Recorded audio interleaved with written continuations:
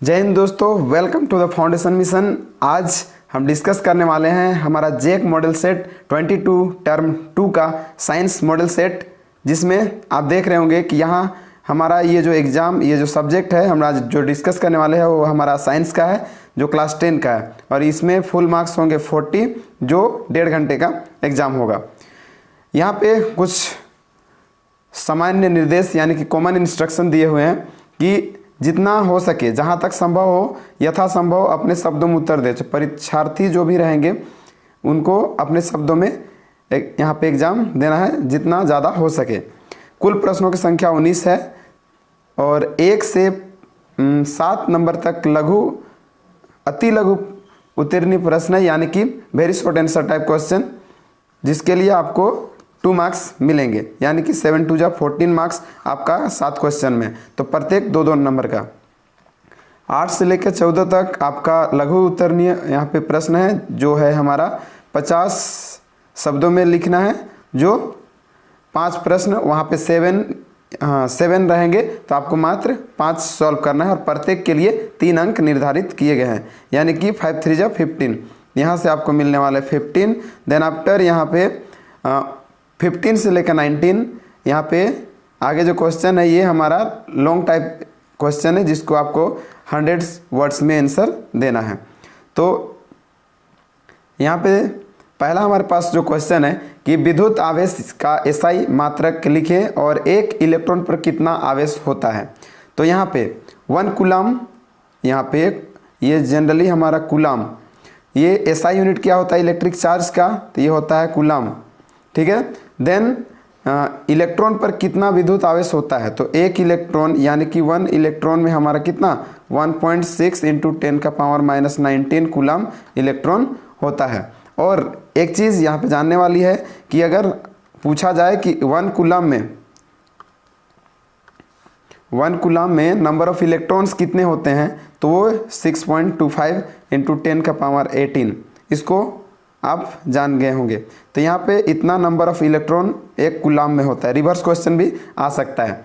Next हमारे पास अगला जो क्वेश्चन है कि वोल्ट मीटर का प्रयोग कौन सी भौतिक राशि नापने के लिए की जाती है। तो वोल्ट मीटर का प्रयोग हम लोग जनरली पोटेंशियल डिफरेंस नापने के लिए करते हैं। तो ये यहाँ पे 2 तरह की चीज़ें मैं डिस्कस करना चाहूँगा। पहला है हमारा होता है पोटेंशियल डिफरेंस, और दूसरा है हमारा करंट, यानी कि इलेक्ट्रिक करंट, ठीक है, इलेक्ट्रिक करंट। तो पोटेंशियल डिफरेंस जनरली इसको हम इसका जो एसआई यूनिट होता है वो होता है वोल्ट एसआई यूनिट, और इसका एसआई यूनिट होता है हमारा एम्पियर। इसको नापने वाले यंत्र को पोटेंशियल डिफरेंस जिसको नापा जाता है, जिससे भी, उस यंत्र का नाम है हमारा वोल्ट मीटर, और इसका हमारा ये जो इलेक्ट्रिक करंट है इसको नापने वाले यंत्र को बोलते हैं एमीटर। तो इस तरीके से हम एक के साथ यहाँ पे टोटल ये कॉन्सेप्ट क्लियर कर सकते हैं। तो यहाँ पे अगला जो क्वेश्चन है, यहाँ पे इसका जवाब ये हो गया है। और ये क्वेश्चन है कि how is the volt meter connected. हाँ, तो यहाँ पे आपको यहाँ पे पोटेंशियल डिफरेंस वोल्ट मीटर, इस वोल्ट मीटर को कैसे कनेक्ट करते हैं, तो ये पैरेलल, और एम मीटर को कैसे कनेक्ट करते हैं, तो ये सीरीज में। और एक चीज़ होता है कि हमारा ये जो वोल्ट मीटर है ये हमारा क्या होता है, लो या हाई रेजिस्टेंस डिवाइस। ये जनरली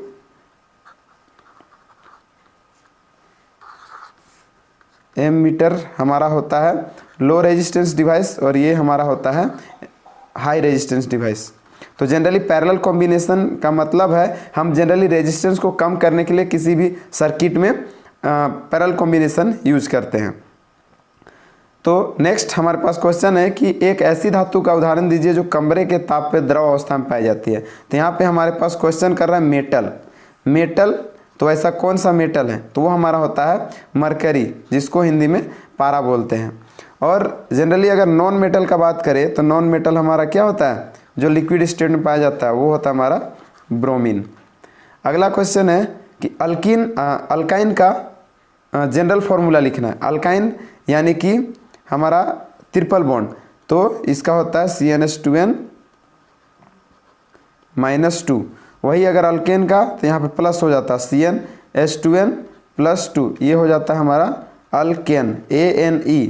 और यहाँ पे अल्क आइन हो गया, तो ये ट्रिपल बॉन्ड। और वही अगर डबल बॉन्ड रहता, इसमें होता है ट्रिपल बॉन्ड कार्बन कार्बन के बीच में, इसमें होता है सिंगल बॉन्ड कार्बन कार्बन के बीच में, और एक होता है CnH2n केवल 2 गुना से 2 अधिक, तो ये हमारा होता है अल्क, इसके बाद इन, यानी कि कार्बन कार्बन के बीच में डबल बॉन्ड। तो आपका ये हो गया। नेक्स्ट है, मेंडल ने अपने प्रयोग के लिए किस पौधे को चुना था? तो उन्होंने मटर यानी कि पी प्लांट को चूज किया था। नेक्स्ट है, एक जैव निम्नीकरण पदार्थ का उदाहरण दे। बायोडिग्रेडेबल सब्सटेंस, तो एक नहीं बहुत सारे हैं यहाँ पे। जैसे हमारा स्ट्रो होता है, यानी कि जिसको हम पुआल बोलते हैं, लकड़ी। बायोडिग्रेडेबल यानी कि हमारा नेचर में जिससे क्या कहते हैं वो नष्ट हो जाएगा ऑटोमेटिक। जैसे प्लास्टिक होता है वो नॉन बायोडिग्रेडेबल होता है, जिसके चलते वो हमारा क्या होता है, कभी सड़ता गलता नहीं है। तो जो पदार्थ सड़ता गलता है उसी को हम क्या कह सकते हैं, बायोडिग्रेडेबल। अगला है उत्पादक यानी कि प्रोड्यूसर। तो प्रोड्यूसर कहते हैं किसको है, जो अपना भोजन स्वयं बनाता है। तो प्रोड्यूसर हमारे क्या आते हैं, प्लांट्स आते हैं। तो प्लांट अपना भोजन कैसे निर्माण करते हैं, तो वही चीज़ है यहाँ पे क्वेश्चन कह रहा है कि पादप ऊर्जा के लिए, यानी कि वो अपना भोजन बनाने के लिए किस चीज़ का यूज करते हैं।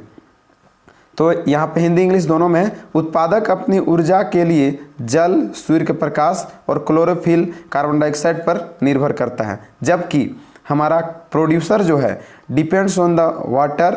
यहाँ पे हम इंग्लिश में अगर लिखना चाहें तो वो water, sunlight, chlorophyll, carbon dioxide and इस पे हमारा मेनली प्रोड्यूसर डिपेंड करता है। अगला क्वेश्चन है, इसके बाद आपका सेक्शन बी है, जो प्रत्येक क्वेश्चन, इसमें से टोटल 7 क्वेश्चन है, लेकिन बनाना केवल 5 है। पहला का 7 क्वेश्चन आपको टोटल का टोटल सॉल्व करना है, और आगे 8 से लेकर 14 तक आपको मात्र 5 क्वेश्चन को सॉल्व करना है। तो 5 में से जो आपको आसान लगे उसको बनाना है। पहला है 1 एम्पियर की परिभाषा लिखिए। तो दोनों में हम लिख दिए 1 एम्पियर। इंग्लिश में अगर कहें तो when 1 coulomb of charge flow through any, और जनरली याद रखना है यहाँ पे 50 शब्दों में लिखना है। ये 3 नंबर का क्वेश्चन। तो when 1 coulomb of charge flow through a cross section of the conductor in 1 second, मतलब 1 सेकेंड में किसी 1 मीटर वाले किसी तार से अगर 1 कूलम चार्ज अगर पास होता है, तब उसको हम 1 एम्पियर कहते हैं। तो यहाँ पे देखिए 1 ampere is equal to 1 coulomb per second. ठीक है, तो हिंदी में अगर कहें कि विद्युत धारा का मात्रक जनरली क्या होता है हमारा एम्पियर। तो 1 एम्पियर को हम कैसे डिफाइन करते हैं हिंदी में, यदि परिपथ के किसी बिंदु से प्रति सेकेंड 1 कूलम आवेश संचरित होती है, तो उसको हम उस धारा को क्या कहते हैं, 1 एम्पियर कहते हैं। तो 1 ampere is equal to 1 coulomb by 1 second. यहाँ पे कुछ क्वेश्चन भी दिया है कि विद्युत धारा गणना करें यदि 500 कूलम आवेश 10 मिनट में 10 मिनट इससे होकर गुजर रहा है। तो यहाँ पे देखिए 2 चीज़ दिया है, चार्ज यानी कि हमारा Q इक्वल टू दिया हुआ है 500 कूलम। कभी भी न्यूमेरिकल को सॉल्व करने का सिंपल फंडा यही है कि सबसे पहले हमको उसका क्या देखना है, SI यूनिट। तो यहाँ पे कूलम ये SI यूनिट है।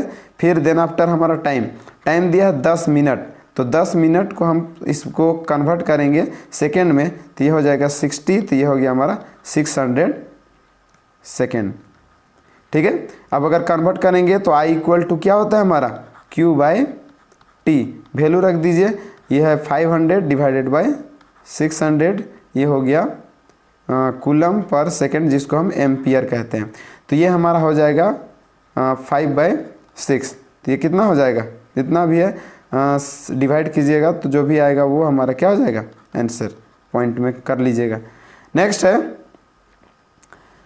ये निम्नलिखित को स्पष्ट कीजिए। किसी तार का प्रतिरोध उसके अनुप्रस्थ काट के क्षेत्रफल परिवर्तन के साथ किस प्रकार परिवर्तन होता है। पहला, और how does the resistance of a wire change in the it's area of the cross section. तो हिंदी और इंग्लिश दोनों पे हम यहाँ पे सॉल्व किए हैं। तो यहाँ पे देखिए, जनरली हम जानते हैं कि रेजिस्टेंस जो होता है इन्वर्सली प्रोपोर्शनल टू एरिया, यानी कि एरिया जितना ज़्यादा रहेगा रेजिस्टेंस उतना कम रहेगा, एरिया जितना कम रहेगा रेजिस्टेंस उतना ज़्यादा रहेगा। तो यहाँ पे inversely proportional, where A is the cross section area, if cross sectional area of the wire is less it resistance is high, inversely proportional बताएं, but if cross section area of the wire is large its resistance is low. अगला है हिंदी में ही इसी का कि परिच्छेद के क्षेत्रफल के बढ़ने पर, मतलब कोई भी एरिया अगर बढ़ता है किसी भी तार का तो प्रतिरोध क्या होता है, घटता है, और परिच्छेद के क्षेत्रफल घटने पर क्रॉस सेक्शन एरिया, परिच्छेद क्षेत्रफल मतलब वही है क्रॉस सेक्शन एरिया, तो घटने पर तार का प्रतिरोध बढ़ता है। तो मोटे तार का प्रतिरोध कम होता है और पतले तार का प्रतिरोध अधिक होता है। अगर दूसरा क्वेश्चन यहाँ पे हमारे पास है कि on what factor does the resistance of a conductor depend, हमारा कंडक्टर का जो प्रतिरोध है वो किस किस चीज़ों पे डिपेंड करता है। तो सबसे पहला resistance of a conductor depends on its length, इसके लंबाई पे, then its area of the cross section, then nature of the material, वो किस चीज़ का है ना, then temperature of the conductor, conductor का हमारा टेम्परेचर कितना है। इसको हिंदी में यही चीज़ कहें कि चालक का प्रतिरोध किन बातों पर निर्भर करता है, तो लंबाई पे, अनुप्रास्थ काट के क्षेत्रफल पर, उसके पदार्थ की प्रकृति पर और चालक के तापमान पर। अगला हमारे पास है कि विद्युत टोस्टरों और विद्युत इस्त्रियों के तापन अवयव शुद्ध धातु के ना बनाकर किसी मिश्र धातु के क्यों बनाए जाते हैं। Why the heating component of the electric toaster or electric iron made up of some alloy instead of pure metal, तो प्योर मेटल का हम क्यों नहीं बनाते हैं, तो रीज़न सिंपल है कि it is because alloys is a less affected by the rise in the temperature, alloys जो होता है वो ज़्यादा टेम्परेचर झेल सकता है, जबकि सिंपल मेटल अगर यूज करते हैं तो हमारा तुरंत मेल्ट हो जाता है। And alloys does not oxidise easily at the high temperature.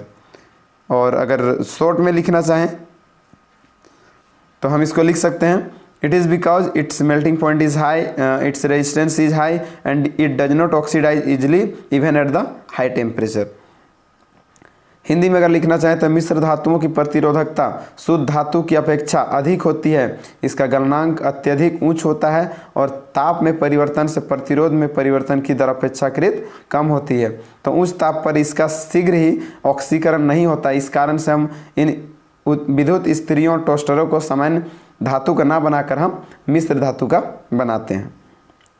अगला है कि 3 पर्यावरण हितैषी अभ्यास लिखे, यानी कि ऐसा काम जिसके जरिए हमारे इन्वायरमेंटल में कोई भी इसमें बैलेंस बना रहे। तो 3 फ्रेंडली प्रैक्टिसेस कौन कौन सा है, तो यहाँ पे पहला प्लास्टिक के थैले के स्थान पर हम कपड़े के थैले का प्रयोग कर सकते हैं, गाड़ी की अपेक्षा साइकिल का प्रयोग कर सकते हैं और हर जगह कूड़ा कचरा जमा नहीं करना चाहिए। तो इस तरीके से हम 3 हितैषी जो हित में हो, हमारे इन्वायरमेंट के हित में हो, ऐसा काम करने से।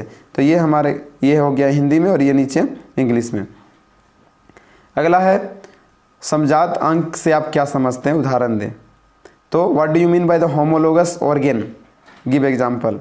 तो समजात अंग ऐसे अंग जो उत्पत्ति और रचना में समान होते हैं पर कार्य में भिन्न होते हैं, उसे समजात अंग कहते हैं। जैसे मनुष्य के हाथ और पक्षी के डेने, ये दोनों समजात अंग हैं। क्यों? क्योंकि उत्पत्ति और रचना में दोनों समान है, लेकिन एक काम मनुष्य के हाथ जनरली हम लोग इसका काम अलग अलग कामों में करते हैं, जबकि पक्षी जनरली उसका काम बस उड़ने के लिए करते हैं। मेढक के अग्रपाद मतलब आगे का पैर और पक्षी के पंख दोनों समान होते हैं और कार्य में भिन्न होते हैं।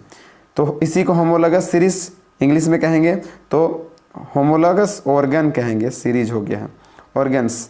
तो ऑर्गन्स ऑफ 2 और more organism that are same on the basis of their origin but different on the basis of their function is called homologous organ. तो होमोलोगस ऑर्गन सिंपल डेफिनेशन ये है। तो arm of a man and 4 limb of the horse, घोड़े का अग्रपाद यहाँ पे बात कर रहा है। अब अगला जो हमारा 12 नंबर के बाद अगला है 13 नंबर क्वेश्चन, पारितंत्र में अपमार्जकों की क्या भूमिका है। तो जनरली अपमार्जक मतलब इकोसिस्टम में पाए जाने वाले छोटे छोटे जीवाणु जो हमारे क्या करते हैं, उसको कोई भी जैसे हमारा क्या होता है डिकम्पोज जो नहीं होता उसको तोड़ने का काम करते हैं। तो what is the role of decomposer in ecosystem. तो अपमार्जक अगर नहीं रहेंगे तो जनरली हम लोग का जो रिसाइकल होता है वो नहीं हो पाएगा। भूमि में अगर पत्ते चल गए तो वे सड़ेंगे कैसे? अपमार्जकों की मदद से ही ये सब संभव हो पाते हैं। तो यदि अपमार्जक ना हो तो पृथ्वी की सतह पर कचरे का ढेर लग जाएगा। अगर वे नहीं रहेंगे तो जनरली सड़ाने गलाने का जो काम होता है वो केवल वही करते हैं। तो जैव भू रसायन चक्र बाधित हो जाएगा और हमारा पर्यावरण असंतुलित हो जाएगा। ठीक है, तो हमारे अपमार्जक यानी कि छोटे छोटे जीवाणु का रहना हमारे इस पर्यावरण में बहुत ही महत्वपूर्ण भूमिका निभाती है। सेम चीज़ को इंग्लिश में decomposer plays important role in the cycling of the matter on this earth. मतलब कोई पदार्थ का अगर साइकिल हो रहा है तो जस्ट बिकॉज ऑफ डिकम्पोजर, अगर वे नहीं रहेंगे तो हमारा ये जो केमिकल साइकिल होता है या भू रसायन चक्र जिसको हम बोलते हैं ये सब नहीं चल पाएंगे। बायो जियो केमिकल साइकिल। ठीक है, तो ये समझ गए होंगे। अगला है समजातीय श्रेणी क्या है। देखिए इससे पहले हम देखे थे होमोलोगस ऑर्गेन, अब है होमोलोगस सीरीज। तो होमोलोगस ऑर्गेन जनरली बायोलॉजी में आता है, होमोलोगस सीरीज ये केमिस्ट्री में आता है। तो यह है क्या? यह है the series of organic compound containing same functional group and any two successive member. Two successive मतलब एक के बाद एक जो आएगा। जैसे होमोलोगस सीरीज यहाँ पे हमारे पास ये अल्केन का है, दो ग्रुप यहाँ पे लिए हैं, एक है हमारा मीथेन, दूसरा है इथेन। तो ये सक्सेसिव मैनर में बोले हैं, तो एक के बाद जब दूसरा आता है तो इन दोनों के बीच में जब डिफरेंस करते हैं तो यहाँ देखिए कार्बन 1 है, यहाँ पे 2 है, इन दोनों का डिफरेंस करते हैं, नीचे बड़ा है तो यहाँ पे 2 में 1 माइनस करेंगे तो हमारा कितना होगा? माइनस, और यहाँ पे कार्बन और यहाँ पे 6 और ये 4, तो हमारा हो गया माइनस CH2। कोई भी सेम फंक्शनल ग्रुप अगर यूज करेंगे और ऐसे माइनस करेंगे लगातार दो हमारा मेंबर को, तो हमारा क्या हो जाएगा? इसके बीच में डिफरेंस माइनस CH2 का आता है, तब इसको हम कहते हैं होमोलोगस सीरीज। सेम चीज़ को हिंदी में यहाँ पे है, एग्जाम्पल इसी को लिख सकते हैं। अगला है हमारा सेक्शन C, जिसमें आपको मात्र टोटल यहाँ पे 15, 16, 17, 18, 19 4 क्वेश्चन है, ये 5 क्वेश्चन 4 क्वेश्चन है ना, 15 से लेके 5 क्वेश्चन है। तो आपको मात्र यहाँ पे बनाना कितना है? मात्र 3 क्वेश्चंस, वो भी सभी के सभी 5-5 नंबर के होंगे। तो यहाँ पे पहला क्वेश्चन है define the series combination of the register. तो सीरीज कॉम्बिनेशन क्या होता है, इसको इलेक्ट्रिक सर्किट में कैसे तीनों को एक साथ जोड़ा जाए, और यहाँ पे इसका एक्सप्रेशन निकालना है, इक्विवेलेंट रेजिस्टेंस का क्या होता है। तो चलिए देखते हैं। होमोलोगस, ये जनरली हमारा होमोलोगस बता रहे हैं। यहाँ पे सीरीज ग्रुपिंग दैट इज जिसको हम क्या बोलते हैं? श्रेणी क्रम संयोजन हिंदी में। तो ये इसका डायग्राम है। यहाँ पे 3 रेजिस्टेंस, हम 4 रेजिस्टेंस लिए हैं। यहाँ पे यहाँ से यहाँ ये अलग अलग यहाँ पे डिवाइड किया हुआ है। तो ये एक रेजिस्टेंस, ये दूसरा, ये तीसरा, ये चौथा। इसको एक बैटरी के साथ कनेक्ट किया गया है। तो यहाँ पे क्या हो? करंट फ्लो हो रहा है I।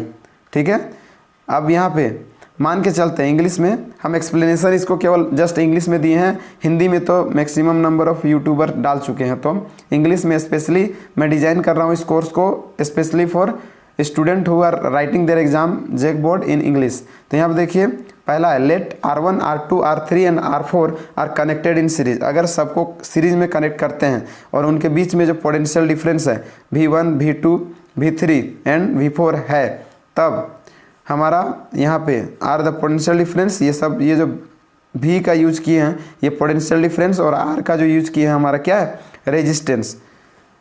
और इसके बाद हमारा है कि ओम्स लॉ से हम क्या जानते हैं कि V1 इज इक्वल टू क्या होता है? V is equal to IR होता है।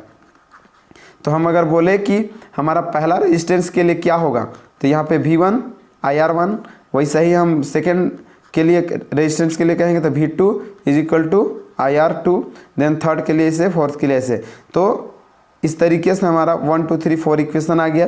ये V with the total potential difference, अगर हमारा V टोटल पोटेंशियल डिफरेंस होगा है ना कॉम्बिनेशन का, और RS हमारा इक्विवेलेंट रेजिस्टेंस, तो हमारा ये क्या हो जाएगा? ये V is equal to IR है ना। तो इस तरीके से हमारा ये क्या हो गया? Equation number 5। अब जब इस सब को यहाँ पे कंबाइन करते हैं, इस सब कंबाइन करेंगे तो टोटल वोल्टेज निकल जाएगा। तो यहाँ पे जोड़ दिए V1, V2, V3, V4, और उसके बाद इस सब वैल्यू को यहाँ पे रखे, तो कॉमन यहाँ पे I आ गया, कॉमन को बाहर निकाल दिए। देन आफ्टर देखते हैं V is equal to I into R1 plus R2 plus R3। तो ये हमारा हो गया इक्वेशन 6।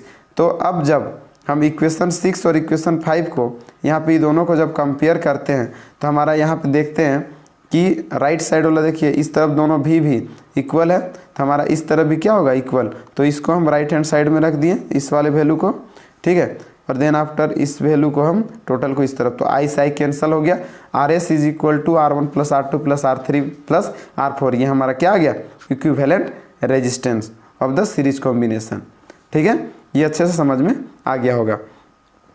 इसके बाद हमारा दिए गए परिपथ में यहाँ पे आपको यहाँ पे कैलकुलेशन करना है, तो R1 R2 R3 यहाँ पे हमारे पास फिगर है, ये इसको हम रेड पेन ले लेते हैं। यहाँ देखिए रेजिस्टेंस R1 का वैल्यू हमारे पास, R1 का वैल्यू दिया है 5 ओम, देन ये हमारा 10 ओम और ये दिया है 30 ओम और यहाँ पे 12 वोल्ट। तो ये सभी के सभी हमारा पैरेलल कॉम्बिनेशन में है। तो अगर पैरेलल कॉम्बिनेशन आपको नहीं आता होगा तो एक बार यहाँ पे उसका जो फाइनल रिजल्ट होता है वो होता है हमारा 1 बाय पैरेलल कॉम्बिनेशन का equivalent resistance is equal to 1 by R1 + 1 by R2 + 1 by R3, इस तरीके से होता है, ठीक है, इक्विवेलेंट रेजिस्टेंस। तो यहाँ पे पूछ रहा है कि परिपथ का कुल प्रतिरोध कितना होगा, तो कुल प्रतिरोध निकालने के लिए क्या करेंगे 1 by RP is equal to, just इसमें वैल्यू रख दीजिएगा तो हमारे पास आ जाएगा, यहाँ पे 3 वैल्यू है 5 प्लस यहाँ पे 10 प्लस 1 बाय 30। अब इन सब का जब एलसीएम लेते हैं तो हमारे पास क्या आ जाएगा 30 और ये हो जाएगा 5 6 जा 30 प्लस 10 3 जा, ऊपर से मल्टीप्लाई होगा, यहाँ पे गड़बड़ हो रहा है। जब इसको करेंगे तो ऊपर से 1 × 5 6 जा प्लस ये हो जाएगा हमारा 10 1 × 3 प्लस 31 जा 30, तो ये इस तरीके से, तो ये हो गया 6 प्लस 3 प्लस 1, तो ये हो गया हमारे पास 30 और नीचे हो गया 10/30, तो ये आ गया हमारा कितना 1/3, तो 1 बाय RP है। तो इक्विवेलेंट रेजिस्टेंस अब हमारा क्या हो जाएगा, ये हो जाएगा RP इज इक्वल टू 3, मतलब 3 ओम, ठीक है। अब यहाँ पे अगला क्वेश्चन है कि परिपथ में प्रवाहित कुल विद्युत धारा यानी कि I कितना होगा, तो I is equal to V/R, ये होता है ओम्स लॉ से। तो हमारा वोल्टेज यहाँ पे 12 दिया है और यहाँ पे टोटल रेजिस्टेंस कितना निकला 3, तो ये कितना आ गया आपका 3 4 जा, ये B का हो जाएगा, ये हमारा A का हो गया, तो 3 4 जा 4 एम्पियर आ गया। अगला है प्रत्येक प्रतिरोध से प्रभावित विद्युत धारा परिकलन कीजिए, यानी कि प्रत्येक रेजिस्टेंस से निकालना है कि कितना करंट फ्लो हो रहा है। तो यहाँ पे हमारा हो जाएगा I1 is equal to, voltage सभी में सेम रहेंगे, तो ये हो गया 12 और यहाँ पे रेजिस्टेंस है 5, तो ये हो गया,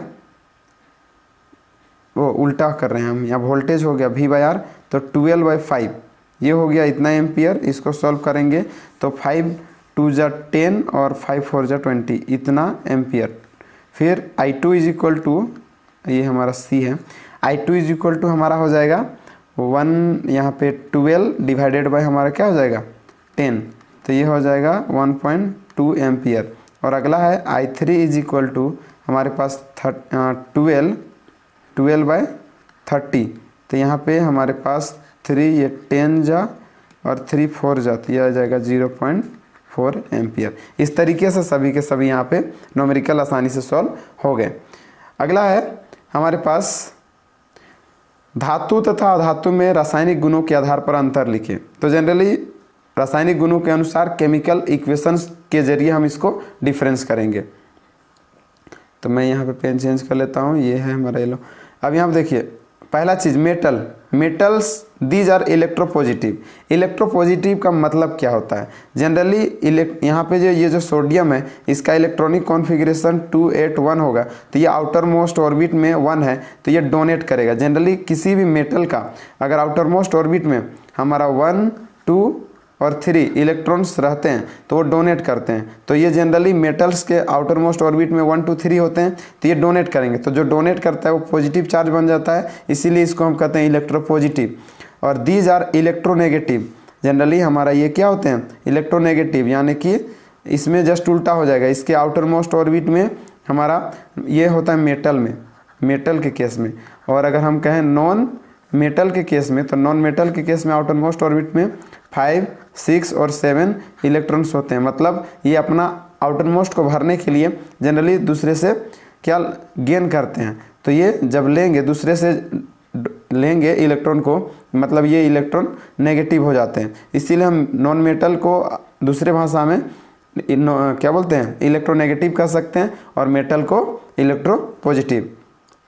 these makes acid oxide that, यहाँ पे अगला जो है these makes alkaline oxide. Alkaline मतलब ये हमारा होता है बेसिक, है ना। तो मेटल जो है ऑक्सीजन के साथ रिएक्ट करके जनरली ये ऑक्साइड यानी कि हमारा बेस बनाता है, बेस। अल्कलाइन मतलब बेस।